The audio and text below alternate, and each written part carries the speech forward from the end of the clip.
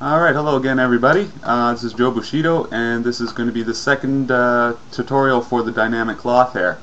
Now I'm going to primarily be focusing on setting up the wind force generator. However, I'm also going to take a moment to kind of show you guys how I made this image in particular here, because of all the images I've done for promotion, this is the one that's gotten the most feedback.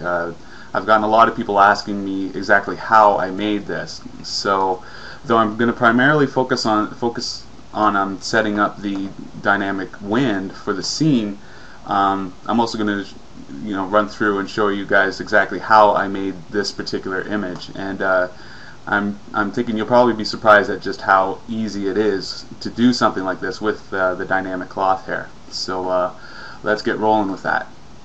So you can see in my scene, I still have the model I've been using all along. I've already gone ahead and set up all the cloth dynamics for this particular image.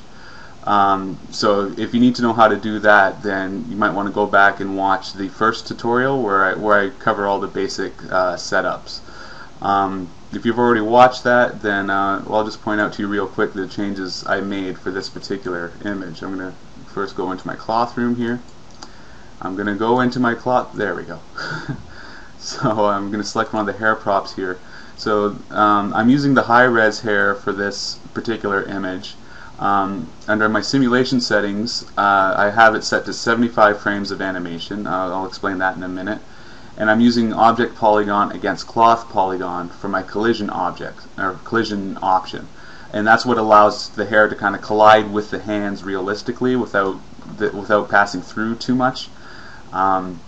It's a good option to have, or a good option to use for these more intricate collisions. However, it can increase your calculation time a little bit, so just use it sparingly. Other than that, under my soft decorate group here, you'll notice there's nothing. I've actually taken out the soft decorate group for this one, so because I actually want the hair to kind of dangle into her face, because the animation I've set, her hands will actually come and move her hair out of her face, or well, that's how I have it set up. So I don't need the soft decorate group to do that for me. So I've taken those out on both of the hair props, and that is pretty much that. That's the only difference between those are the only changes I made in the cloth setup in this example. So.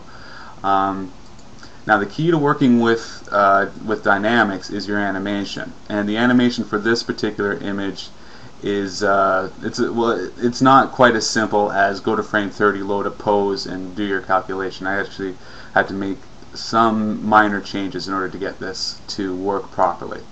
So I'm just going to run through the animation real quick to show you what I mean. Let's see here. I'm going to set up the camera angle I somewhat have in my render here.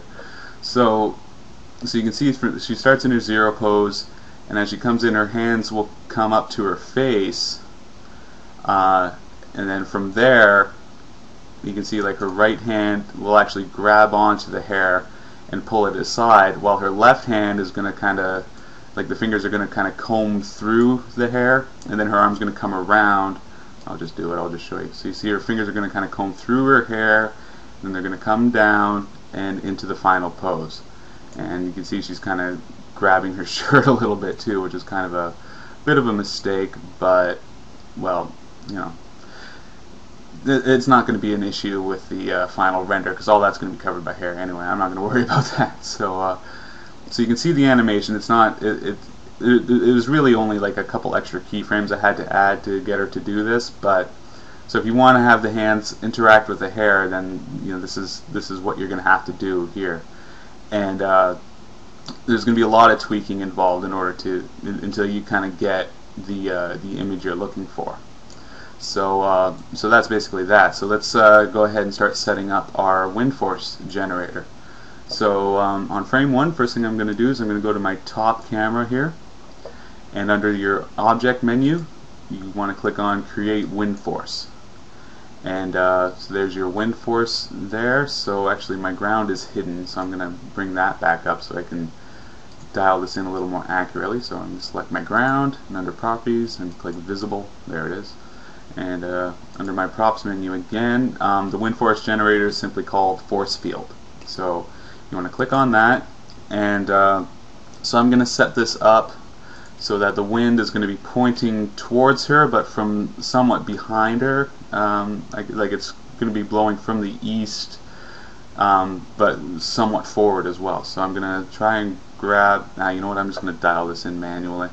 So I'm going to turn up my X transfer here, so I'm going to go to about, I don't know, let's see here, let's say like a 6. So I'm going to right about here. So and a little bit more. You want to kind of keep your wind force somewhat far away from your figure. Yeah, just something to keep in mind. So I'm going to put that about there. I'm going to move it back a little tiny bit, like say, I don't know, about 0.7. I say, let's say. Yeah, that sounds about right. It's right about there. Now I'm going to Y rotate. Let's see, I'm going to go about this far. So you want to, you can see there's like a little white line on your, that white line indicates the direction of your wind. So I'm going to put that to about here, and I'm going to increase its range because you want to make sure it's covering the entire scene. So I'm going to put this up to about a 1, I'm just going to type this in, 1.6. So there, so that should give us ample coverage there. So I just need to set the vertical position here. So I'm going to zoom out, and let's see here. So I'm going to bring this up to about, let's say about a 5. Yeah, that sounds about right. It's about a 5. Maybe down just a touch. So something like that. Okay. So now our wind is blowing in the direction we want it to go. Now what I like to do at this point is I like to start setting up the animation for the wind. And the animation for the wind, just turn the spread angle down a little bit, maybe to about 25. So yeah, that sounds about right. So the animation for the wind is purely just about the amplitude. So on frame 1 of our animation here, I'm going to put the amplitude to 0. And she reaches her final pose on frame 45. So I'm going to dial up to frame 40. I'll just type it in. So I'm going to go up to frame 45 here, and on that frame I'm simply going to click Add Keyframe, and that way it stays at 0 throughout the whole animation. So that way the hair will kind of, be able to settle into place before the wind takes effect. And just generally, it's good practice to do that. And I found through many times working with this is the best approach. So now I'm going to go up to frame 60, which is halfway between the final pose and the end, more or less. So on frame 60, I'm going to increase the amplitude now to about 4, and that should be good. So I'm going to go to frame 75 just to make sure that it's still at 4. So basically, what's happening here? So from frame 1 to frame 45, there's going to be no wind in the scene at all. The amplitude is at 0. From frame 45 to frame 60, you can see like on frame 51 here, the amplitude is at about 2 point something. So from frame 45 to frame 60, the wind is increasing in strength. So like at frame 56, it's at 3.5. And then from frame 60 to frame 75, the wind is at a strength of 4, and it just kind of holds that strength. And that's basically going to allow the hair to kind of, blow around, and it just causes more chaos. And when it comes to wind, chaos is actually a good thing. So so that is now set up. So if you found that easy to understand, then go ahead and start playing with the wind force and the cloth hair, and enjoy yourselves. However, I'm going to run through this calculation so you guys can see the final result. Now I'm not going to make you sit through that this time. I'm going to go into my cloth room. I'm going to do each hair calculation separately. So I'm going to select the thick hair. I'm going to hit Calculate Simulation.